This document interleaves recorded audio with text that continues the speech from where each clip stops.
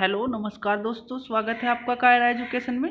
देखिए, हम आज इस वीडियो में जो बात करने वाले हैं वो आपका उत्तर प्रदेश शिक्षक पात्रता परीक्षा 2019 और जो आपका जूनियर का जो सामाजिक अध्ययन का द्वितीय प्रश्न पत्र है उसकी जो क्वेश्चन पिछली बार एग्जाम में आए थे उसके बारे में बात करेंगे। और पूरा ये आपके सामने मैंने सोल्ड पेपर लिया है जो कि आपका जो है यूपी टेट की जो परीक्षा 28 नवंबर को होने वाली है उसके लिए बहुत ही महत्वपूर्ण है। और ये मैंने यूथ पब्लिकेशन की बुक से जो सोल्ड पेपर है उसको लिया है जो कि आपके लिए बहुत ही अच्छी बुक है जिसे आप पढ़ के आसानी से यूपी टेट भी पास कर सकते हैं।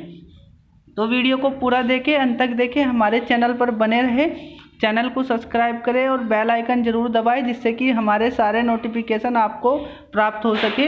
तो वीडियो को पूरा देखें और अंत तक देखें। यह वीडियो आपके लिए बहुत ही हेल्पफुल है जिससे कि आपकी जो प्रैक्टिस है, आप उसका जो अभ्यास है वो कर सकते हो।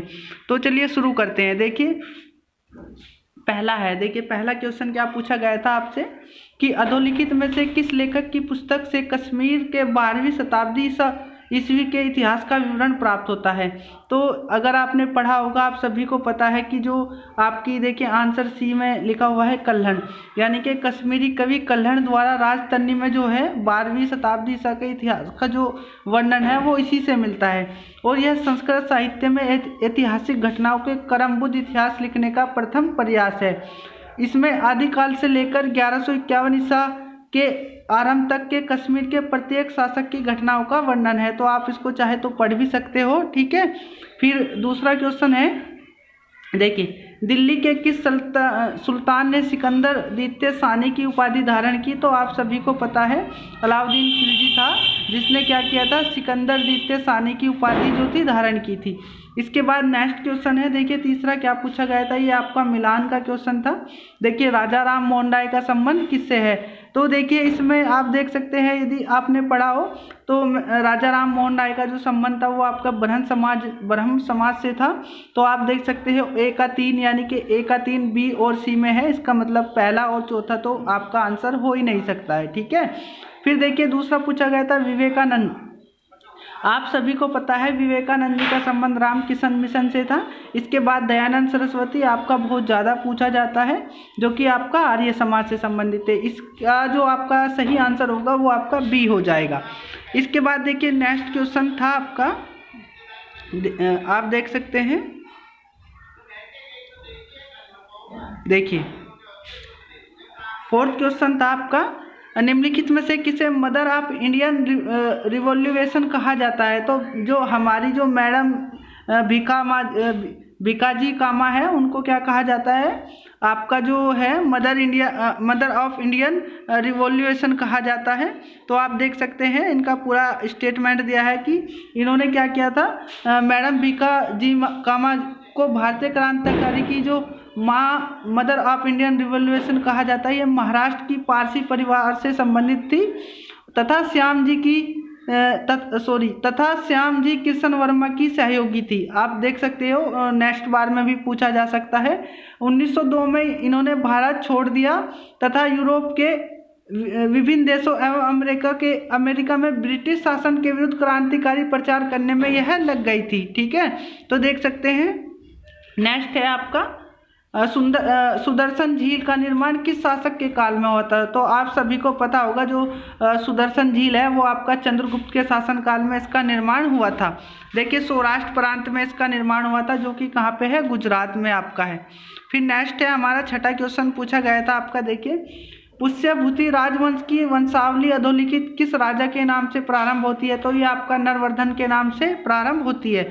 फिर नेक्स्ट है हमारा सातवां क्वेश्चन, देखिए अधोलिखित में से कौन सी त्राम पाषाणकालीन ग्रामीण संस्कृति प्राचीनतम है। तो आहार संस्कृति जो है आपकी वो जो है त्राम पाषाणिक ग्रामीण सांस्कृतिक प्राचीनतम है। इसके बाद हमारा नेक्स्ट क्वेश्चन है, आप देख सकते हो जो पूछा गया था, देखिए आठवां क्वेश्चन था, मौर्य साम्राज्य की स्थापना के पहले समस्त उत्तरी भारत विभक्त था। यानी कि आप सभी को पता है यह 16 महाजनपद एवं गणराज्यों में विभक्त था। इसके बाद 9वां क्वेश्चन पूछा गया था आपसे, अधोलिखित किस मुगल बादशाह ने आराम बाग अधोलिखित में से किस मुगल बादशाह ने बनवाया था, यानी कि तो आपका आराम बाग जो है आपका बाबर ने बनवाया था। आप सभी को पता है कि आराम बाग किसने बनवाया था, बाबर ने आपका बनवाया था। इसके बाद देखिए फिर आपका जो नेक्स्ट क्वेश्चन है 10वां क्वेश्चन था हमारा, भारत में 1916 में भारत में होम रूल आंदोलन की शुरुआत किसने की थी, तो आप सभी को पता है बाल गंगाधर तिलक जी ने क्या किया था, होम रूल आंदोलन की शुरुआत की थी। इसके बाद नेक्स्ट क्वेश्चन है पूर्ववर्ती, देखिए पूर्ववर्ती नदी इनमें से कौन सी है, तो आप सभी को पता है जो हमारी पूर्ववर्ती नदी है वो आपकी कौन सी है, सतलुज नदी जो है पूर्ववर्ती नदी है। इसके बाद नेक्स्ट क्वेश्चन था, देखिए 12वां क्वेश्चन था आपका, पृथ्वी के बाह्य परत को क्या कहते हैं, यानी कि पृथ्वी की जो बाह्य परत है उसको क्या कहते हैं, उसको क्रस्ट कहते हैं। आप देख सकते हैं। नेक्स्ट क्वेश्चन था फिर देखिए 13वें क्वेश्चन पर आते हैं कि इन निम्नलिखित में से कौन सी गर्म जल धारा है, तो आप सभी को पता है कुराइल की धारा, कनारी की धारा, लेब्राडोर की धारा जो क्या है ये ठंडी जल धारा है, और क्यूरोसिया की जो जल धारा है वो कैसी है, वो आपकी गर्म जल धारा है। फिर पूछा गया था, आप देख सकते हैं, निम्नलिखित में से कौन से ताप व्युत्क्रमण के लिए आदर्श स्थितियां है, यानी कि ताप के बारे में क्वेश्चन पूछा गया था। तो आपका देख सकते हैं बादल युक्त आकाश, इसके बाद शांत एवं स्थिर वायु, लंबे ग्रीष्मकालीन दिन। तो इसमें आप देख सकते हैं जो आपका ताप का जो व्युत्क्रमण होता है वो किस स्थिति में होता है, शांत एवं स्थिर वायु, जो कि आपका बी ऑप्शन सही था। इसके बाद देखिए नेक्स्ट है आपका, निम्नलिखित में से कौन सा परिवहन का सस्ता साधन है, तो परिवहन का आप सभी को पता है कि सड़क परिवहन सस्ता साधन नहीं है, वायु भी महंगा है, रेल भी, तो जल परिवहन जो है आपका वो सस्ता साधन है। इसके बाद देखिए नेक्स्ट क्वेश्चन है मेघालय का पठार का विस्तार, यानी कि मेघालय का पठार का जो विस्तार है वो कहाँ किस पठार में है। ऑप्शन थे आपका प्रायद्वीप पठार, तिब्बत का पठार, हिमालय, अरावली। तो आप सभी को पता है मेघालय का पठार कहाँ कौन से उसमें आता है, प्रायद्वीप के पठार में ये आपका आता है। इसके बाद देखिए गोदावरी नदी कहाँ से निकलती है, तो आप सभी को पता है गोदावरी नदी जो है नासिक महाराष्ट्र से निकलती है। इसके बाद देखिए आपका सुएज नहर किसको जोड़ती है, यानी कि सुएज नहर का संबंध किससे है, तो भूमध्य सागर एवं लाल सागर को क्या करती है, सुएज नहर जोड़ती है। इसके बाद देखिए निम्नलिखित में से कौन सा अपर्दन अभिकर्ता बालू का स्पूतो बालू टिब्बा के निर्माण के लिए उत्तरदायी है, तो आपका जो रेत के जो टीले होते हैं वो किसके द्वारा लगते हैं, क्या नदी के द्वारा लगते हैं, बिल्कुल नहीं, हिमनद, बर्फ, भूमिगत जल। तो इन तीनों में से तो आपका हो ही नहीं सकता, जो हवा होती है उसके द्वारा जो क्या होता है बालू के जो ढेर है वो लग जाते हैं। इसके बाद देखिए नेक्स्ट क्वेश्चन था 20वां, निम्नलिखित में से कौन सी पृथ्वी के वायुमंडल की सबसे निचली परत होती है, तो आप सभी को पता है मौसम संबंधित जो भी घटनाएं होती है वो आपकी सौरमंडल में होती है, समताप मंडल आपका समान ताप वाला होता है। तो इस प्रकार इसका आंसर क्या था आपका सौरमंडल। फिर देखिए भारतीय संविधान के अनुसार निम्न में से किसे अवशिष्ट शक्तियाँ प्रदान है, स्थानीय निकाय को, राज्य सरकार को, राज्य एवं केंद्र सरकार को। तो ये आपका जो आपका अवशिष्ट शक्तियाँ जो दी गई है वो आपका केंद्र सरकार के पास होती है। फिर देखिए नेक्स्ट है हमारे संविधान में मूल कर्तव्य कब लाया गया है, तो हमारे संविधान में आपको पता है कि भारतीय संविधान का में जो सरदार स्वर्ण सिंह समिति की सिफारिश 42वें संविधान संशोधन 1976 द्वारा भाग क और अनुच्छेद 51 क को जोड़कर कुल 10 मौलिक कर्तव्यों को शामिल किया गया। 86वें संशोधन अधिनियम 2002 के द्वारा 11वें कर्तव्य के रूप में 6 से 14 वर्ष के बच्चों को शिक्षा का अवसर करने तथा कर्तव्यों बच्चों के माता पिता या संरक्षक पर आरोपित किया गया है। तो आप देख सकते हैं हमारे संविधान में मूल कर्तव्यों को कब लाया गया, आपका ये 1976 में। इसके बाद देखिए नेक्स्ट क्वेश्चन था G7 2019 प्रधानमंत्री नरेंद्र मोदी शिखर सम्मेलन होने जो ये किस देश में हुआ, यानी कि जो G7 का जो सम्मेलन था 2019 में वो किस देश में हुआ, वो आपका जो है फ्रांस देश में हुआ। इसके बाद देखिए नेक्स्ट क्वेश्चन था सर्वप्रथम पंचायती राज का गठन किस वर्ष हुआ, तो आप सभी को पता है 2 अक्टूबर 1959 को तत्कालीन प्रधानमंत्री पंडित जवाहरलाल नेहरू ने राजस्थान के नागौर जिलों में जो है पंचायती राज की शुरुआत की। ये आपका इसमें जो आता है संवैधानिक दर्जा 73वें संविधान संशोधन द्वारा प्रदान किया गया। इसके बाद देखिए भारत में सर्वोच्च न्यायालय में न्यायाधीशों की संख्या कितनी है, कितनी है, तो ये आपका पहले 31 होता था, लेकिन अब जो है न्यायाधीशों की संख्या 31 आपका जो 33+1 यानी कि आपका 34 हो गई है। ठीक है, तो जो आपके एग्जाम की दृष्टि से बहुत ही महत्वपूर्ण है। इसके बाद देखिए नेक्स्ट आपका क्वेश्चन है, निम्नलिखित में से कौन सा संविधान के 73वें संशोधन में सम्मिलित है। तो आप देख सकते हैं जिला पंचायत, क्षेत्र पंचायत, ग्राम पंचायत, नगर निगम। तो इसमें आप अंदाज़ा लगा सकते हैं कि आपका जो 73वां संविधान है वो आपका ग्रामीण क्षेत्र से था, और जो 74वां था वो आपका जो है नगर निगम से था।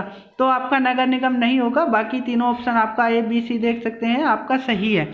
इसके बाद देखिए फिर नेक्स्ट क्वेश्चन था, लुक ईस्ट पॉलिसी का एक्ट ईस्ट पॉलिसी में परिवर्तन कब किया गया है। तो नवंबर 2014 में जो है आपका लुक ईस्ट पॉलिसी का एक्ट ईस्ट पॉलिसी में परिवर्तन किया गया। इसके बाद देख सकते हैं नेक्स्ट जो था आपका,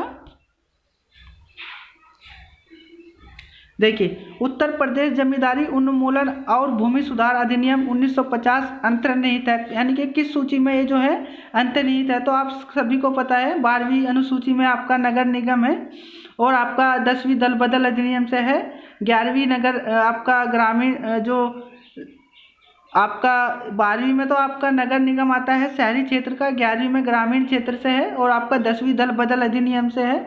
तो आपका भूमि सुधार जो है 9वीं अनुसूची में इसका संबंध है। इसके बाद देखिए निम्नलिखित में से कौन अर्जुन पुरस्कार विजेता है। तो देखिए इसमें विजेताओं के नाम पूछ लिए थे, तो आपका जो फुलेला गोपीचंद जी है, इनको जो है आपका अर्जुन पुरस्कार प्राप्त किया गया था, 1999 में इन्हें दिया गया था, और 2009 में इन्हें द्रोणाचार्य पुरस्कार से सम्मानित किया गया था। तो इसके बाद देख सकते हैं नेक्स्ट है आपका, संविधान सभा का संवैधानिक सलाहकार कौन था। तो आप सभी को पता है संविधान सभा का जो संवैधानिक सलाहकार था वो BN राव जी थे हमारे। तो नेक्स्ट क्वेश्चन है आपका, देखिए मनोरंजन कितने प्रकार के होते हैं। तो मनोरंजन जो है आपका कितने प्रकार के होते हैं, मनोरंजन आपके 5 प्रकार के होते हैं। ठीक है, जैसे कि नृत्य, नाटक, संगीत, कवि सम्मेलन, चलचित्र, रेडियो आदि खेल, ये सभी क्या है मनोरंजन के साधन है।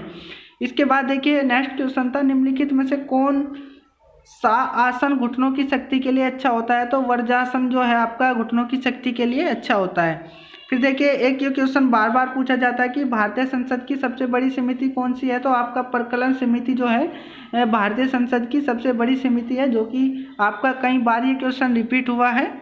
इसके बाद देखिए नेक्स्ट है आपका राष्ट्रीय खेल, प्रथम राष्ट्रीय खेल विश्वविद्यालय कहाँ खोली गई है। यानी कि जो मणिपुर में है वो आपकी प्रथम राष्ट्रीय खेल विश्वविद्यालय मणिपुर राज्य में खोली गई है, 31 मई 2018 को जो है खोला गया। इसके बाद देख सकते हैं ओलंपिक खेलों का आदर्श वाक्य क्या है। यानी कि ओलंपिक जो खेलों है उसका आदर्श वाक्य जो है पूछा गया था। तो आलटीएस, सीटीएस, फोर्टीएस ये ओलंपिक जो खेलों का आदर्श वाक्य रहा था। इसके बाद देखिए एक किस्म पूछी गई थी दाल की, यानी कि अरहर की संकर किस्म क्या है। तो I8ICPH जो है आपका क्या है अरहर की एक संकर किस्म है। इसके बाद देखिए नेक्स्ट क्वेश्चन था, निम्नलिखित में से किस राज्य को सोयाबीन का राज्य कहा जाता है। तो मध्य प्रदेश आपका इसमें आंसर था, मध्य प्रदेश को सोया प्रदेश भी कहते हैं। ठीक है, इसके बाद देखिए फिर नेक्स्ट क्वेश्चन, देखिए संतुलित आहार में सुरक्षात्मक पोषक तत्व, यानी कि संतुलित आहार में कौन से आते हैं, कार्बोहाइड्रेट आते हैं, वसा, प्रोटीन। तो इसमें आपका विटामिन एवं खनिज लवण जो है आपके संतुलित आहार के सुरक्षात्मक पोषक तत्व कहलाते हैं। फिर है देखिए ग्रीन हाउस में सब्जियों को उगाने की विधि को क्या कहते हैं। तो वेजिटेबल जो फॉर्सिंग होता है वो आपका ग्रीन हाउस में सब्जियों को उगाने की विधि कहते हैं। इसके बाद देखिए नेक्स्ट है, निम्नलिखित विधियों में से भोजन पकाने की सर्वोत्तम विधि क्या होती है। तो सेकना, भूनना, तलना। तो उबलना देखिए इन्होंने आंसर दिया था, उबलना जो है भोजन जो पकाने की सर्वाधिक अच्छी विधि है। इसके बाद देखिए ट्रिप्सिन एंजाइम किस क्रिया में सहायक होता है। तो प्रोटीन के पाचन में जो है आपका ट्रिप्सिन एंजाइम सहायक होता है। ये क्वेश्चन भी आपका बार बार पूछा जाता है। इसके बाद देखिए नेक्स्ट है,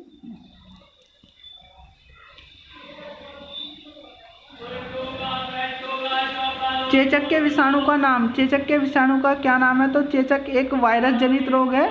यह रोग वेरियोला विषाणु के द्वारा फैलता है। ठीक है, तो वेरियोला वायरस जो है चेचक के विषाणु का नाम है। ये भी आपका इससे संबंधित जो है आपका क्वेश्चन यूपी टेट में बहुत ज़्यादा पूछा जाता है। तो इसके बाद नेक्स्ट है आपका, किस वर्ष वन संरक्षण अधिनियम पारित किया गया? तो 1980 में जो है आपका वन संरक्षण अधिनियम पारित किया गया था। वन से भी संबंधित आपका क्वेश्चन आता है। देखिए शेफर विधि क्या है? शेफर विधि का प्रयोग कब किया जाता है? टांग की हड्डी टूटने पर, रोगी के पानी में डूबने पर, पसली की हड्डी टूटने पर, सामान्य मूर्छा आने पर। तो देखिए शेफर विधि जो होती है रोगी के पानी में डूबने पर जो इसको प्रयोग में लाया जाता है। फिर क्वेश्चन था आपका नेक्स्ट, निम्नलिखित में से कौन सा हरित गृह प्रभाव गैस नहीं है? तो नाइट्रोजन जो है आपका हरित गृह प्रभावित गैस नहीं है। इसके बाद देखिए आपका एक क्वेश्चन पूछा गया था, संपोषणीय विकास के संकल्पना की व्याख्या सर्वप्रथम किस में की गई थी? तो आपका जो आता है ना वुडलैंड कमीशन रिपोर्ट, इसमें जो है आपकी संपोषणीय विकास के संकल्पना की व्याख्या सर्वप्रथम की गई थी।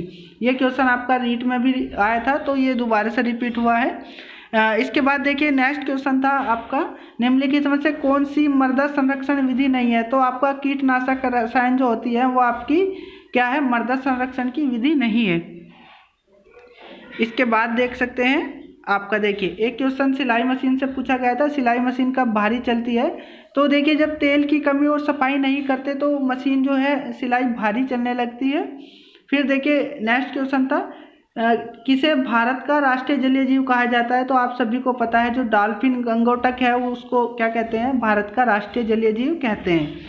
फिर नेक्स्ट हम नीचे आते हैं, देखिए फिर ये पूछा गया था कि वृद्धावस्था में कैल्शियम की कमी कौन सा रोग हो जाता है? तो आप सभी को पता है जब कैल्शियम की कमी से क्या होता है तो हमारी हड्डियां कमज़ोर हो जाती हैं। तो ऑस्टियोपोरोसिस जो रोग होता है वो आपका वृद्धावस्था में कैल्शियम की कमी के कारण हो जाता है। फिर देखिए ये एक क्वेश्चन पूछा गया था आपसे, वंदे मातरम देश गान का रचयिता कौन है? यानी कि जो वंदे मातरम के जो रचयिता कौन है? तो आप सभी को पता है बंकिम चंद्र चटर्जी जो है वे आपका वंदे मातरम देश का जो गान होता है राष्ट्रीय गीत उसके रचयिता है।